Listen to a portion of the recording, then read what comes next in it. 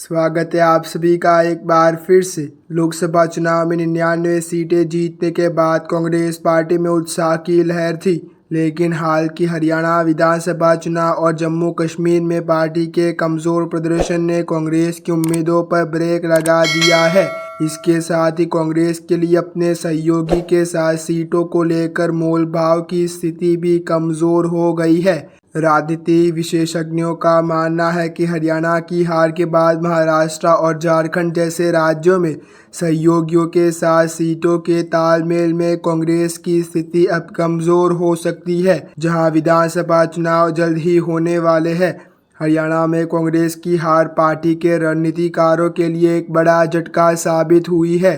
Party को इस चुनाव में जीत की पूरी उम्मीद थी और यह विश्वास था कि हरियाणा में जीत के बाद वह महाराष्ट्र और झारखंड के विधानसभा चुनाव में मजबूत स्थिति में होगी। कांग्रेस की रणनीति थी कि हरियाणा में जीत के बाद वह अपने सहयोगियों के सामने बेहतर स्थिति में रहेगी और सीटों के बंटवारे में उसकी दावेदारी मजबूत होगी। लेकिन हरियाणा में अप्रत्याशित हार ने पार्टी की इस योजना को धराशायी कर दिया है।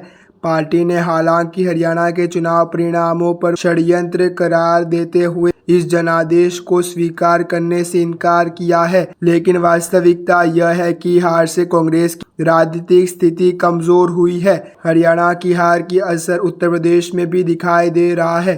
कांग्रेस जो उपचुनाव के लिए सीट शेयरिंग को लेकर समाजवादी पार्टी के साथ बातचीत कर रही थी, अब सपा के सामने कमजोर स्थिति में आ गई है। सपा ने बिना गठबंधन फाइनल किए ही करहल सीट पर अपना उम्मीदवार घोषित कर दिया है, जिससे कांग्रेस के लिए स्थिति और मुश्किल हो गई है। सूत्रों की माने तो सपा अब कांग्रेस को सिर्फ एक ही सीट देने पर विचार कर रही है और वह फूलपुर सीट का प्रस्ताव दे सकती है। महाराष्ट्र में कांग्रेस की सहयोगी शिवसेना भी अब सख्त रुख अपनाने लगी है। शिवसेना की सांसद प्रियंका चतुर्वेदी ने हरियाणा की हार पर कटाक्ष करते हुए कहा कि कांग्रेस बीजेपी के खिलाफ सीधे मुकाबले में कमजोर पड़ जाती है। महाराष्ट्र में कांग्रेस, शिवसेना और राष्ट्रवादी कांग्रेस पार्टी के बीच सीटों के बंटवारे को लेकर चर्चा चल रही है और शिवसेना अपनी बड़ी भूमिका की मांग कर रही है। इसके साथ ही महाविकास आघाड़ी के मुख्यमंत्री पद चेहरे की घोषणा पहले करने पर जोर दिया जा रहा है। लोकसभा चुनाव के बाद कांग्रेस से महाराष्ट्र में एमवीए के सबसे बड़े घटक के रूप में उभरने की उम्मीद की थी और अब विधानसभा चुनाव में भी वह सीट बंटवारे में अपनी बड़ी हिस्सेदारी चाहती है। हालांकि हरियाणा की हार ने पार्टी की स्थिति को कमज़ोर कर दिया है और अब झारखंड में झामुमो और उत्तर प्रदेश में समाजवादी पार्टी के साथ ही सीट बंटवारे में भी कांग्रेस को मुश्किलें हो सकती है।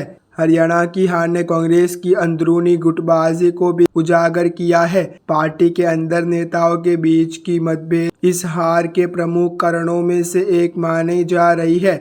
इससे पार्टी की राजनीतिक स्थिति पर भी असर पड़ा है और आगामी चुनाव में पार्टी को अपने सहयोगियों के साथ तालमेल बिठाने में और अधिक चुनौतियों का सामना करना पड़ सकता है। हरियाणा की हार को लेकर कांग्रेस की ओर से प्रतिक्रिया आई है। एक चुनाव की हार को दूसरे चुनाव से जोड़कर नहीं देखा जाना चाहिए। पार्टी के मीडिया प्रमुख पवन खेड़ा ने कहा कि लोकसभा चुनाव में हरियाणा में कांग्रेस का प्रदर्शन अच्छा रहा था और वह ज़रूरी नहीं है कि हर चुनाव का परिणाम एक जैसा हो। उसका कहना है कि आने वाले चुनाव में कांग्रेस बेहतर प्रदर्शन कर सकती है और जो लोग यह सोच रहे हैं कि पार्टी कमज़ोर हो गई है, उन्हें जवाब मिलेगा। हरियाणा की हार ने कांग्रेस की राजनीतिक स्थिति पर गंभीर असर डाला है।